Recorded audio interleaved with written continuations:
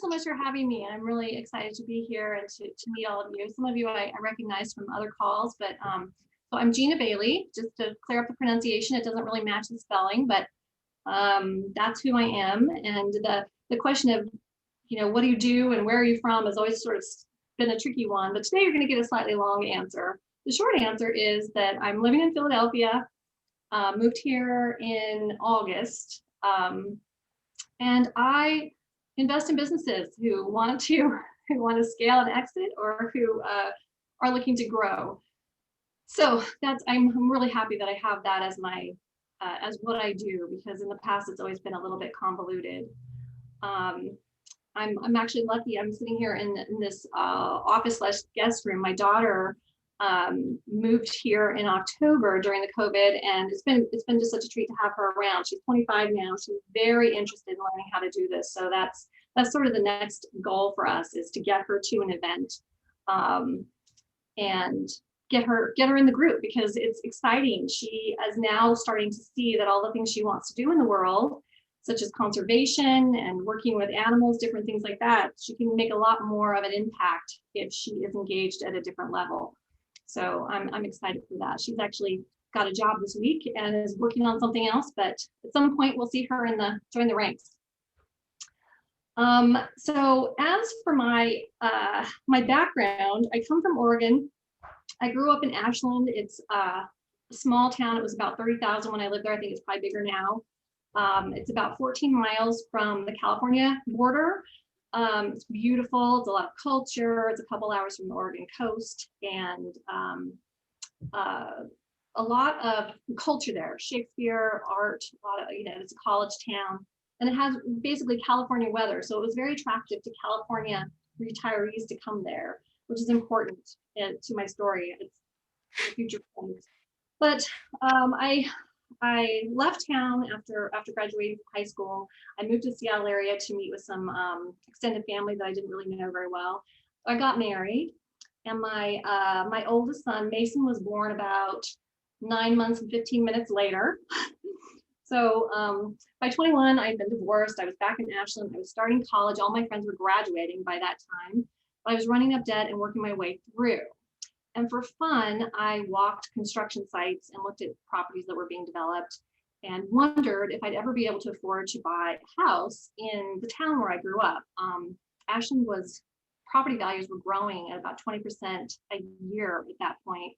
And I was just shocked. People were selling their houses in the Bay Area, moving to Ashland, paying cash, and prices were just going up. I couldn't imagine ever getting, a foot in the door.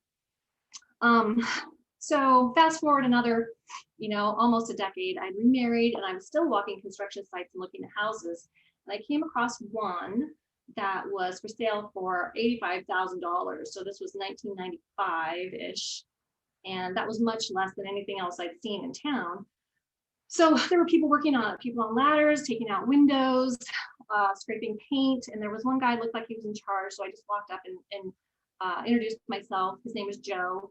And I asked if it was his house. And he told me that he renovated houses for a living, which was really exciting to me. I asked him about other houses that he worked on. And I really, because I did this all the time, I was pretty familiar with some of his previous projects. I knew of a house that a couple blocks over that was for sale for $250,000 that had just sold a year ago for about $150,000. So like, how do you do this? What do you do? I knew I wanted to be involved. So I went home that night. I couldn't sleep. I came back the next day, and I brought my baby daughter. I had a 4-month-old Megan, who's now 25. And I said, Joe, I want you to sell me this house. I brought my best worker. I want you to send all these people home. Let me take on this renovation for you. Carry it for me for 3 years. And he laughed at first, but then, he understood where I was coming from and what I wanted to do. And bless him, he carried the contract for me for 3 years. I agreed to pay him $600 a month on the condition that if we didn't bring it up to code and qualify for a mortgage, he'd get his house back. We signed the contract over a cup of coffee. It was a very straightforward, simple deal. I will always be grateful to him, and I'll always look for ways to pay it forward, because he took a leap of faith. But one problem I had was that my husband was a mobile hairstylist. Basically, I had 2 kids and no job. And his job was he had a pager and a doctor bag with a pair of scissors in it, and he would zip around on his little motorcycle and cut people's hair. So the most we ever made gross was about $1,200. I went back and looked at it, and I had just taken on a $600 obligation with no idea how we were going to pay for it, and actually had to figure out how to renovate this house too. And as I may have mentioned, there was windows gone. It needed foundation. It needed a roof. There was no heat. It was just a disaster. So, I'm kind of steeped in that West Coast. I don't know if it's West Coast limited, but there was a lot of entrepreneurial activity going on, a lot of tech stuff. The idea that you sell yourself into trouble and then you build yourself out of it. That was sort of an idea that I had in my head just from all my business courses and stuff, that was sort of a legitimate way to get started. And I had certainly done that. So let's see. In addition to having to pay for this house and pay to renovate it, we also had to figure out how to qualify for a mortgage, because we really didn't have revenue. I mean, we didn't have anything that we could really show. So that was another thing. I knew I had to either get a job or build a business, something that was legitimate and could show actual income. Another thing that was a huge deal that just reminds me of my state at the time was that one condition of the sale was that we had to buy some windows. He had ordered $1,400 worth of new windows, and we had to come up with that in cash. We had absolutely no way to do that. We had to get a credit card, and it was a massive, massive, scary undertaking to immediately be $1,400 in debt, and and then move in with our little family. But yada yada yada. 3 years later, the house was appraised for $165,000. We got a mortgage. Someday I can tell you all the things we did to put that money together, but it was varied and interesting, and I wouldn't recommend it, but it was what had to be done. We paid off Joe, and I started looking for the next project. So one of the ways that Ashland supports housing prices, in addition to the cash buyers always coming in, was that they limited expansion. So my plan was to find a piece of property in the urban growth boundary, something that we could sort of own, live in, and then once that urban growth boundary was moved, then we could take advantage of the zoning change and develop it. Now, of course, I had no idea how to do this. I just figured I would figure it out. I found a great place, rocked up, offered to buy it, kind of a little bit more bravado than I really felt. Was immediately shot down because it was a renter. I felt like an idiot, and they weren't too happy to see somebody trying to buy the property. I went, looked up the owner, and eventually talked him into selling it to me.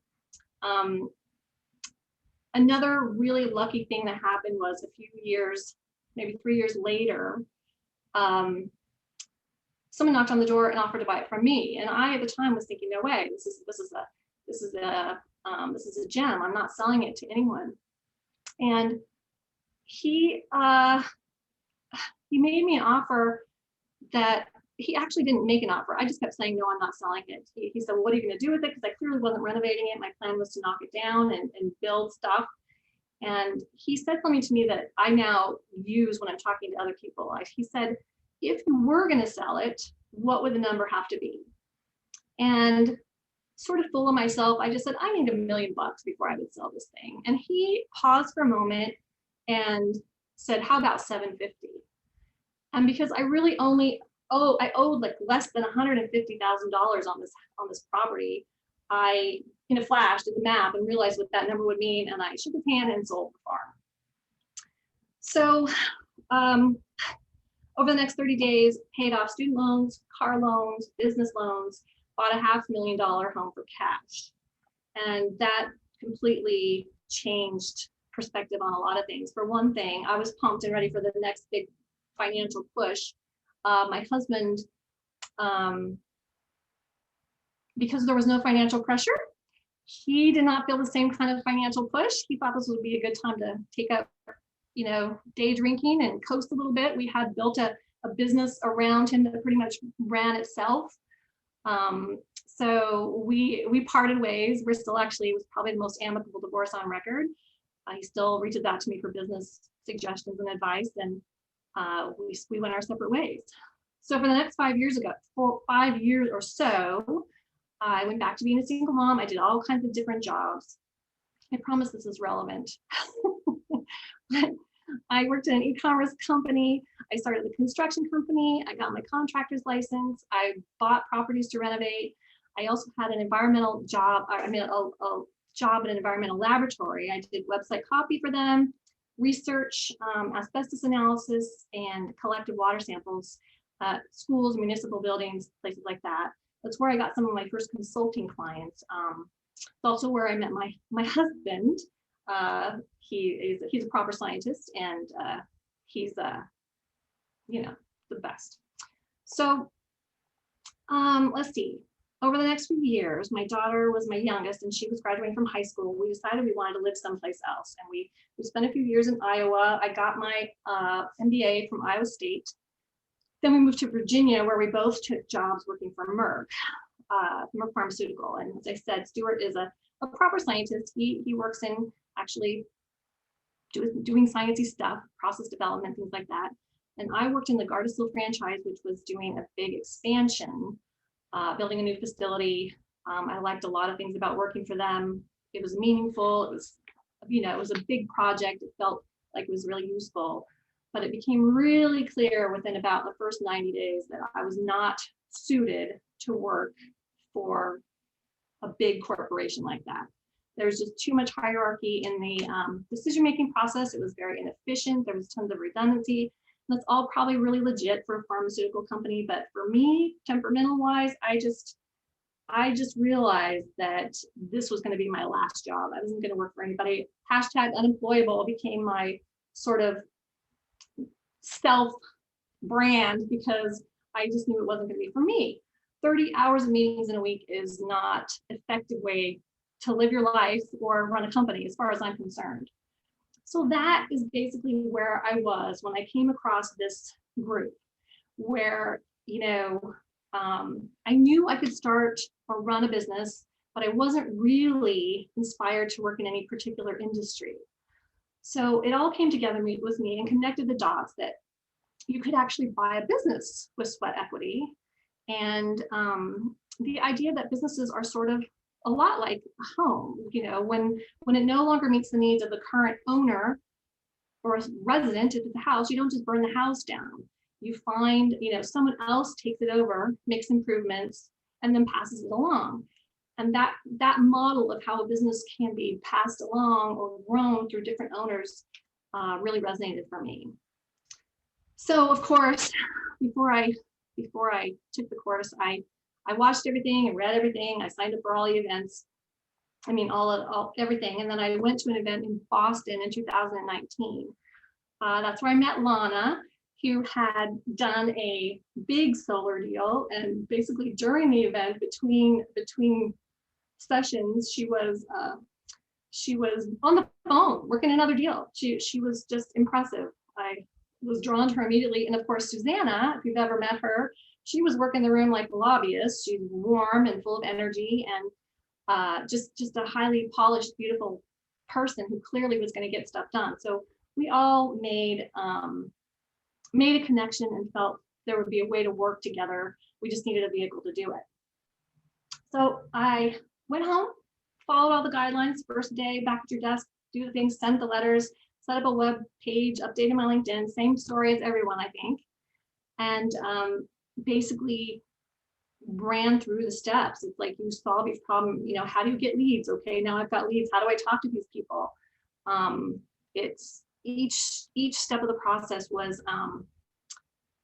a challenge, but there's so many people to talk to and work through that it felt very natural. And my enthusiasm and motivation has never waned, because there's just so many people to tap and say, I'm stuck, what's next? So that brings us to this actual deal, finally, my long-winded self. The source for this deal actually came through Lana.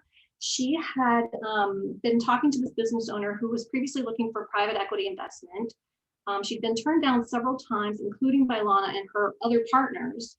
So, which, looking at the financials, I can understand why. It didn't have a lot in the way of assets There wasn't any net income to speak of. There had been a few profitable periods, but wasn't consistent.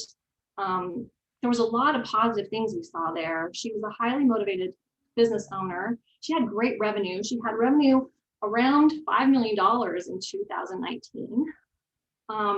She was staffed and had infrastructure for growth. She had an amazing culture, lots of high functioning people on board, and a really strong vision for what she wanted to do. She wanted a public listing and wasn't afraid to say it. So we kind of got really swept up in her enthusiasm and felt we can really make a difference here. We can help support her to this vision. We'd also been kind of impressed that she'd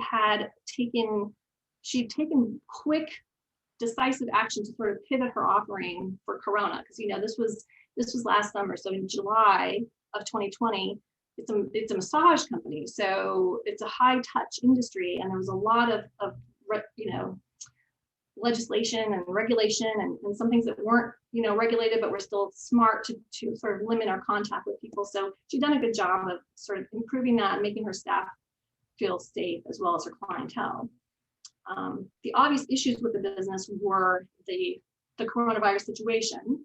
She had trouble scaling without capital. We felt like we could help her with that.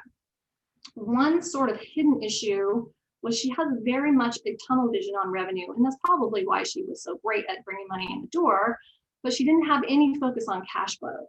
And that's another place we felt we could really help her, was to keep some of that money in the business and bring it down to the bottom line. So around the same time, Suzanne had a lead in the same geographical area, and we kind of felt like it was meant to be that these two would come together. We bolt the small one onto the large one, and the three of us felt like there was a particular niche here that we could serve. So we formed AWE Holdings with a plan to support women-led businesses in the wellness sector, scaling and exiting, and we got to work on these two acquisitions. Now the small one sort of fell apart. The value really wasn't there for what she wanted. She started nickel and diming, like adding on, she wanted credit for like the lease she had on a building and things like that. It just sort of, and she wanted, the final straw was she wanted to keep her clientele with her. So we thought, okay, we're gonna let that one go. We're gonna focus on this other one. And we started negotiation. Now, negotiation started in earnest probably, I think my first conversation with this business was in July, and I know Lana had been talking to them for some time before that. But it was probably September or October before we really got an LOI together with them. We presented a straightforward 5-page LOI to improve cash flow, provide growth through acquisition, and prepare and manage a public listing. We included a consulting fee, an equity stake, and assumed we would negotiate on those terms. She asked us if we'd meet with her lawyers. She'd had them for years, and she thought it would be a friendly conversation, which it was.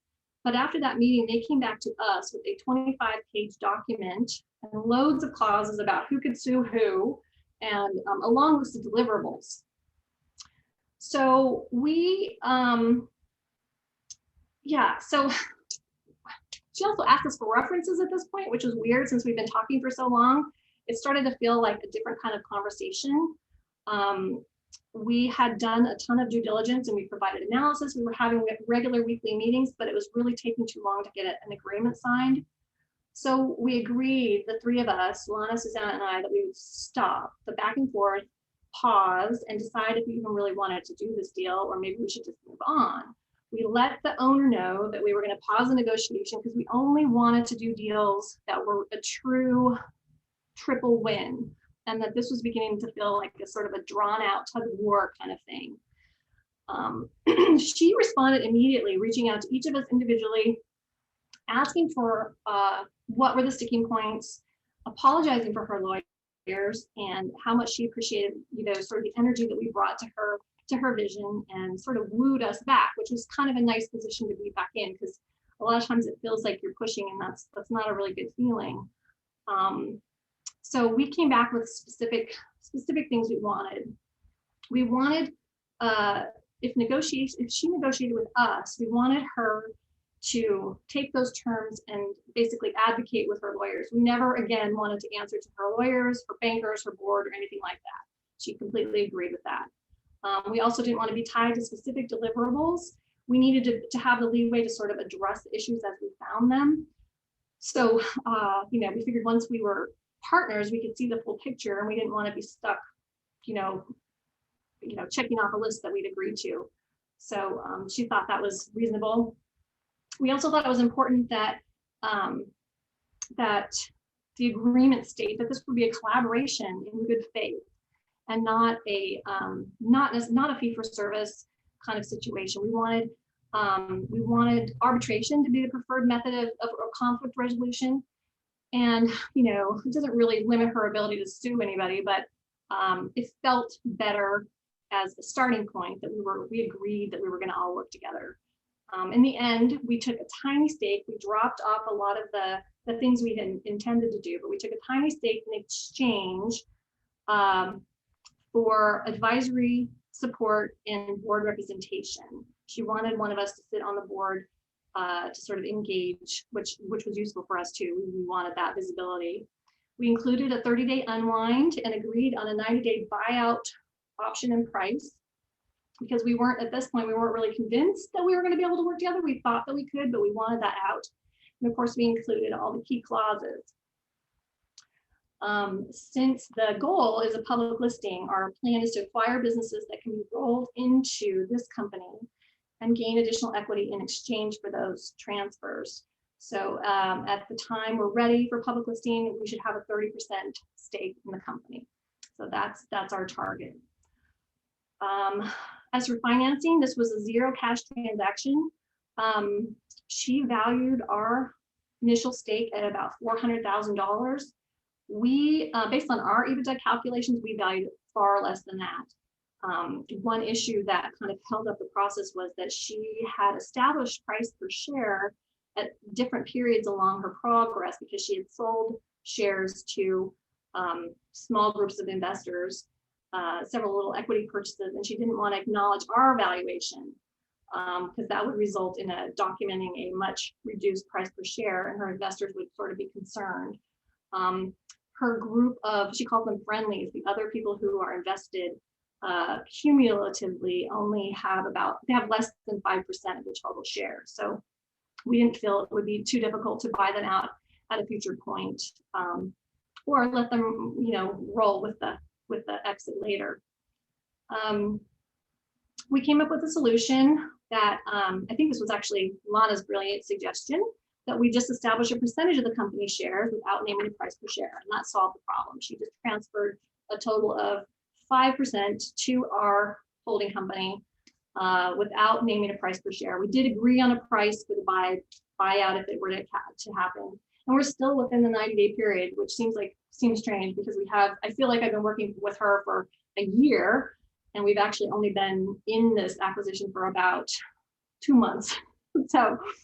Well, maybe almost closer than that. I think 90 days is up, second week of February, but we're well immersed now. So let's see. So key lessons and takeaways.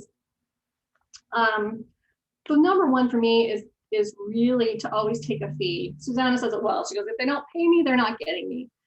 And I tend to come from the position of, you know, I can show my value first, and then they'll be happy to pay me whatever they can to keep me on board.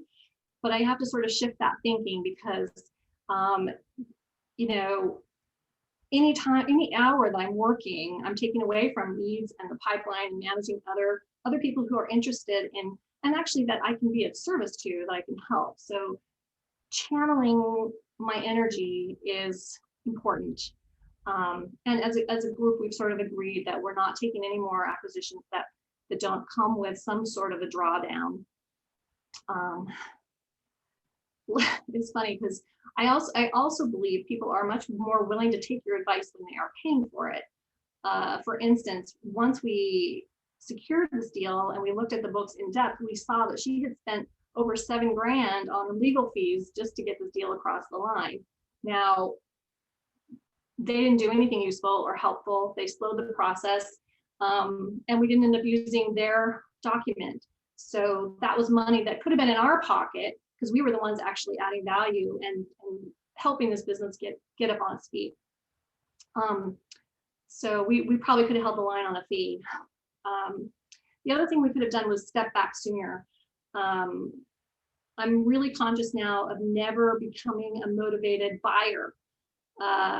There is a point at which I get invested in the project and I really just want to get it over the line, especially my first one.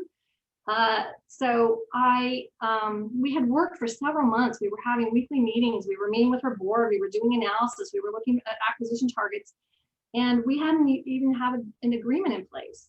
So it was only when we told her that we wouldn't be able to participate in any more meetings, we were basically going to down tools, that she actually signed the thing. That was, it's important to actually get the paperwork done. So, so let's see, for the first 100 days taking over, we're still within that 100 days. We had a plan. One of the things we looked at was the technology carve out. She had as an asset on the books, and we were looking at possibly a JV with another. Well, at the time, initially we thought we would just carve it out, make it its own revenue stream. But upon analysis, it clearly is not a finished project or finished product. It's going to take a lot more investment, so it's not really an asset. It's definitely not revenue generating. So now we're sort of looking at a way to joint venture another software product that can maybe complement it and help finish it and get it over the line. We plan to do the payment holiday, but it turns out she really hadn't paid people in months except for her actual staff. So there wasn't much to do there that we could help with. Her method of making these payments was very much like a smaller company. She basically meets with her bookkeeper every week, does some quick math in her head, and says, pay these guys and these guys. So formulating a plan to pay, to forecast the cash flow is going to be essential. And part of this is COVID related, but part of it is just the way she operates. She operates like a very small business. And trying to reposition her as somebody who is ready to lead a publicly listed company is part of what our challenge is right now. She has accounts receivable, which was also on the books as a big asset, but there's no way. We are still trying to suss out how much of that is collectible, how much of it is not. One of the plans was to just tackle that several $100,000 worth of accounts receivable. But the plan now is to figure out how much of that is even recoverable. So plans have all changed, as you can see. Another thing that's kind of an issue is that she's spending about 35 days to close their books at the end of the month. So she's always working with very outdated information. And she has about 46 weekly metrics. So to my mind, that's not very useful. That's just a lot of data without a lot of information. Doesn't tell you what to do to shift your cash flow. And it shows she's not really focused on cash flow. I think it's a lot of numbers she can throw around to people in her board meetings and say, look at this, look at this. She can always point to something positive, but the cumulative picture is not that great yet. Throughout this process, we sussed out kind of one crux of the issue is that her finance person, her controller, does not have a finance background. She is an architect and she's very diligent, she's very detail oriented, she's very focused on executing whatever her leader wants, but she doesn't have sort of the background of looking at, of challenging her and saying, strategically, let's try this, or maybe we need to look at a different tax structure or some tax planning kind of things. So there's definitely a gap there. She does handle a lot of the PPP and the COVID related support things. She's great at managing those bureaucracies like insurance, things like that. But the big gap that we uncovered is that a CFO kind of role was missing. So Susanna actually had a brilliant idea to possibly bring in a fractional CFO, and we met with one and we looked at what he would provide. And it was basically all the stuff that I was trying to do. I just didn't quite have the access or the role, really. I was an investor. I'm focusing on the M&A side. with, advice that she may or may not take. So having somebody in there with a bit of authority would be smart. But after we all met with him and the business owner as well, Lana took a step back and basically pushed me forward for that role and said, look, you can do this. She needs you. You're already immersed. And so long story short, last week, I'm filling that role for her. And I am taking a fee. Now, that said, she still hasn't signed the agreement. So I need to take my own advice and make sure the paperwork gets done. But she's agreed to pay a fee for some very, very basic CFO stuff. She wants to, the first thing I did was model a sort of off ramp to one of her insurance carriers that, the margin on those appointments is about half of what her normal margin is. So with a focus on cash flow and an eye to the IPO, I'm going to start making real sort of shifts in that direction, and making sure that all the decisions that are made are in line with that same vision. She can continue to focus on revenue, and I will focus on the cash flow and try to make those dots connect. So lessons and takeaways, what I would do differently, the move faster, of course. Working with a team is a joy. I've always sort of worked on my own and felt like if I couldn't do it on my own, then I was just being a weenie. So that's old thinking. The new thinking is I would not be able to take on this role if I didn't also have a team that was focused hard on the acquisition piece. Lana and Susanna are still doing that massively, and I am able to take a chunk of, one chunk of my time to focus on getting this business up on its feet. I feel like we're able to do a lot more by sort of dividing and conquering. Also, it's just such a joy to have people that you really enjoy, that you work with, and look forward to seeing their smiling faces and talking to them. Creating AWE was also one of the best things for me and for us, because it feels like we can really fill a niche here. We've also started a women's mastermind group that we can share best practices with other women and who working in M&A. We love to learn and work with everyone, and it's just a small way that we can provide an extra bit of networking and support for other women who are really underrepresented in this field. So that feels good. But if anybody is interested in joint venture type of thing, we have got a model that allows us to work with people in a joint venture situation where if you have a company that is in the wellness industry, whether it's massage or acupuncture, chiropractors, gyms, we looked at, suppliers, there's wellness centers like nutritionists, things like that. Anybody that's motivated and wants to work together, we can work to roll them into this wellness group. I think that's the most I've said in weeks. So I should shut up now. Thank you for listening. Anybody have any questions? Yeah. Impressive journey, Jena. You've definitely come a long way from where you started. Yeah.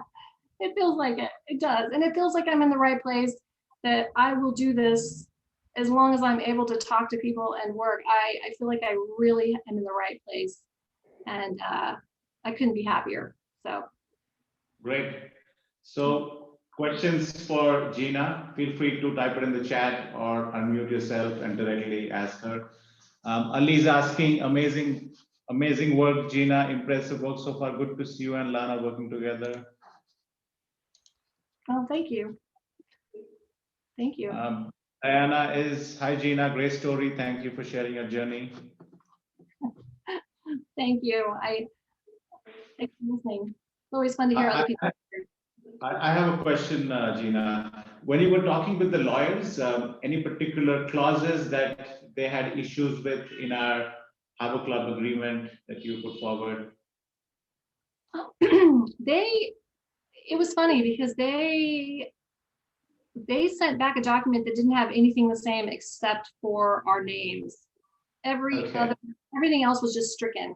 That's why Mhm. we basically stepped back. We spent some time trying to negotiate a little bit, and then we just said, no, forget it. This isn't, we don't want to be discussing, you know, who can sue who and how we're going to define it. Mhm. It just didn't feel like the nature of what we wanted to do. So we went back again with our document. We did a new document that included some Mhm. of their things, um, but had our essential points. You explained that some of this stuff is just, it's just how we work.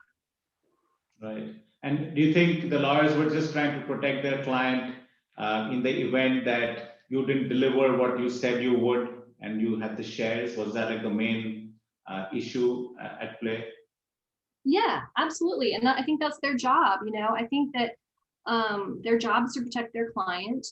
Um, and also to charge by the hour. So, you know, if things are long and convoluted and, you know, open to interpretation, then they have future revenue interpreting it. We Mhm. don't really want to work that way. We really are committed to working on a, not quite a handshake, but we want the relationship to be between her and us. We're coming to this in full faith, and we Mhm. understand it needs to, you know, it needs to be a legal contract, but it doesn't have to be so complex, I guess. Right, right. And I guess you gave them the risk reversal thing as well at the end, right? The 30-day, that's what you also put in, right? At the end to push the deal over the line. Yeah, and I'm sure she showed it to her lawyers, but we ended up just sort of advising her, saying, you know, if you're happy with this agreement, then, Mhm. you know, when you show it to your legal team, what you're asking is not for them to review it. You're asking them to bless it. Is there anything in here that's a massive gap? You know, Mhm. that's a different thing than asking them to, you know, write a contract for you. Right, right. Sylvia saying, love it. So encouraging to hear. Are you continuing to source other deals or is that parked for the moment? Definitely sourcing. I'm trying to implement, I think it's Stephen Ingram. Is he the guy that did the Facebook campaign that was so successful? Yeah. I watched his subscription, and I really want to implement that. I wanted to do it last week and I wanted to do it this week. It's probably going to be next week, but I'm definitely going to continue to source. I had a lot of good results with letters too at the beginning. I tweaked them to be sort of industry specific. And when I started, I was really talking to construction people who, Mhm. um, you know, in that upper age range, they weren't really on LinkedIn too much. I think they're more on Facebook now, but at the time they were Mhm. very responsive to letters. So now Okay. that I'm shifting more to wellness, I think that Facebook and LinkedIn are going to be the main paths I pursue. Okay. And talking about sourcing, when you were sending out letters, how were you getting your list? Since in the US it's slightly harder, there isn't any like organized database. So how were you Oh, getting your list of construction companies? it was massively frustrating because I know in the UK there's such elegant ways to do it, but here I used my local library. I got a card. I used Reference USA, and then you know I did a couple different ways. Once I would vet them all. You know, I would download 1,500 records with my parameters, and then I would look at each one and say, is it the do they have a website? Are they legitimate? Um, Hmm. and then after a while, I stopped doing that. I would send like 200 a week. Then I stopped vetting them and just sent it to everybody. I figure I'll vet them when they come in. I just wanted to talk to me. And so I just spent, Hmm. you know, 200 letters a week um, regularly. I got an accountability partner for that. And we just took pictures and threatened each other once a week. You know, show me your stack of letters or you know, I'm going to donate to Scientology with your name on it, something like that. I don't know, but it helped. Right, right. I think that's a great point you raised about, I think most harbor clubbers, when they start out, they vet every single name in the list. And then as time goes, they just start sending it to everyone and then vetting once they get the replies in. I think everyone graduates to that. It's slightly more efficient with time. It is, you know, in the end, it's just a stamp and it's still a conversation because you do end up talking to a lot of people who are just a one-man show or a one-person business that isn't really a lead, but you still get to practice having the conversation and practice building, asking the questions, and that's really valuable when you're just starting. Mhm. So Lana's saying, Diana, Sylvia, please contact Gina or myself if you would like to join the Harbor Club Women's Mastermind call. Yes, please. We'd love to Question have you. from, yeah, question from Oliver. Which agreement did you use and did it cover taking a management fee? We started with the one in the app. And then, I mean, honestly, I would have to pull it up, but we probably could. And no, the final one that we did not have a management fee. We had pared it down to, we'll sit on your board, we'll give you advice, you're gonna give us a stake, and we're gonna grow this company through acquisition. So there'll be future transactions where we have another acquisition that we want to bolt onto hers, and we'll just exchange it for equity at that point. So, I mean, it was such I'm trying to remember 3 or 4 different, like starting from scratch agreements. I don't think we ended up with the same one we started. I mean, I know we didn't, but I don't think it was actually one from the app either. Okay. Anthony's asking, what % equity did you obtain and how did you word that in your agreement with increased growth? We basically said that we took 5%, which is really low, but like I said, she valued it at $400,000. We said, okay, in exchange for this 5%, in consideration, we will provide board representation and acquisition support and growth through acquisition. And that, and then we laid out that additional tranches, I guess, is that we'll get another 10% with an increased EBITDA of 300K or something. I can't remember the actual tranches, unfortunately. That's terrible. I don't remember the details, but I know the gist is that by the time we get to IPO, we will have 30% of the business. So I think it was like 5% and then 10% and then 15% at other thresholds up to 500K in EBITDA. So it puts us in the right position. So once we hit that 500, we'll be ready to start the IPO kind of process. I don't, there's a ton of work that goes into getting that ready, but that's our plan at least. Okay. Diana is asking, did you have a time limit in your contract to reach any of the targets? They tried to put in a 24-month limit. Okay, so I know there's a 30-day unwind clause. That's the standard one from the agreement that's in the app. There was a 90-day buyback period just because we wanted to make sure that we could actually work with her efficiently and that she wasn't going to be too difficult to start negotiating. We didn't have any indication of that except for when she brought in her lawyers. So we wanted an out. But if we built her business for 90 days and she was, we wanted out, we wanted a set price. So we set that in there. But the only thing is that even though we're growth our goal, she did put in that we have to have at least one acquisition to meet the terms of this agreement. So we figured that's reasonable. And I think there is a 2 or 3 year maximum that this is in force for. I think it might be 3 years. And that's a bit of a risk, but we figure if we can't get close to where we're trying to get within 3 years, where she, I feel like it's a reasonable term. Okay. Eugene's asking, generally, how do you determine the management fee? How do I what? How do you determine the management fee that you're charging the business? How do we minimize it? I missed that word. How did you come up with the management fee? So the management fee in the original contract, we had just picked a number. I think it was like $5,000 a month or something. And we ended up taking that out because we it was dumb. We should have left it in, but because we took out our list of deliverables, we took out the management fee and just kept the equity. We thought that we were negotiating with ourselves because we were so annoyed with the lawyers. I feel like that was a mistake. But, you Right. know, Lana kind of tied this all together when she was talking to somebody else recently, where she said, you know, we're in now and we know she's open to paying for expertise. So we were really in the right position to take that back now. I am getting a management fee for Right.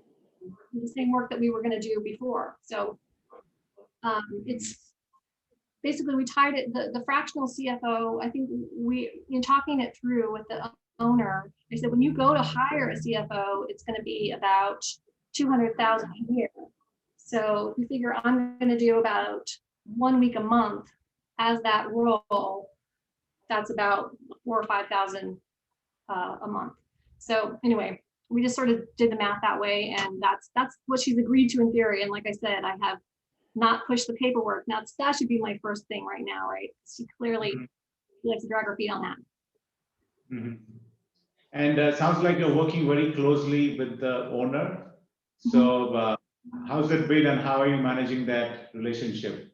Especially, you're touching on some potentially touchy subjects like replacing her existing CFO with somebody else. So I'm sure there's some politics going on behind the scenes with the Well, CFO. it's interesting because we have weekly meetings with her, but I'm also meeting with her board. I'm also meeting with her controller, who's her essential finance person. And if we position it in terms of when you go to IPO, you really need to have strong management team around you, because people who are investing in management as well as the finances. So the conversations are, we don't necessarily want to get rid of this person. She's highly competent. I did propose a different role. I suggested that we make her like a chief of staff kind of thing, where she could still be tied to the business owner and sort of be a liaison with the CFO and sort of manage some of the projects, and then like the PPP stuff, and also sort of kind of put some of these metrics together that we're trying to narrow them down, but that could be part of her role. So at this point, it's just been really gentle, kind of keeping her informed, in the loop. She's been really easy to work with, but she's the first one that told me that she didn't feel like she was really qualified for this job. But I have a soft spot for anybody who rises to a challenge. There's been, as you heard my story, a lot of times where I just jump in and learn as I go, and can be quite successful doing that. Nice. And what's the story for the future acquisitions that you're looking at when you're interacting with these potential targets? So right now, one of the areas that we want to expand into is California. It's a logical distance from Seattle, and there's a lot of the same demographics. She really her target market is sort of affluent. I mean, if there's a Whole Foods in the neighborhood, if there's certain markers and demographics that are niche clientele, and there's a ton of that in California. Unfortunately, California is totally shut down.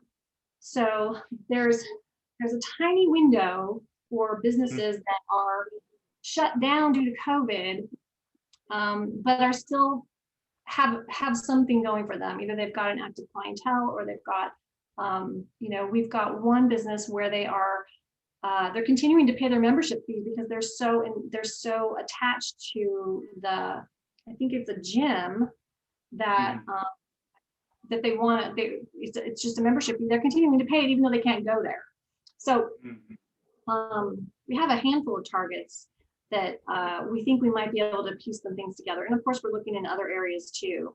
I think Denver, and I'm looking here in Philadelphia. Other areas where we can expand, either specifically into massage, or, like I said, acupuncture, chiropractic, other wellness things. Right. What advice would you give to Harbor Clubbers on selecting and working with joint venture partners? Because you have two of them. So find people that you like, and it's not hard in this group. Everyone that I've met, I love Amy, Tony, everybody on this call I've ever had a conversation with has just been delightful and fun. That makes it 10 times easier. Even when you don't feel like it, you can still reach out to somebody and say, what's going on? And then, it's just the work itself is so interesting that having other people to talk to about it, you just get re-energized. That would be the number one thing. Great. Ali's like, amen, find people that you like. So I think it resonated with him. So I have my last question. Amy's, you are amazing. She's telling you. You too, Amy. This looks like a mutual admiration club here. Yeah. I have my last question. So if anybody else has anything, speak now.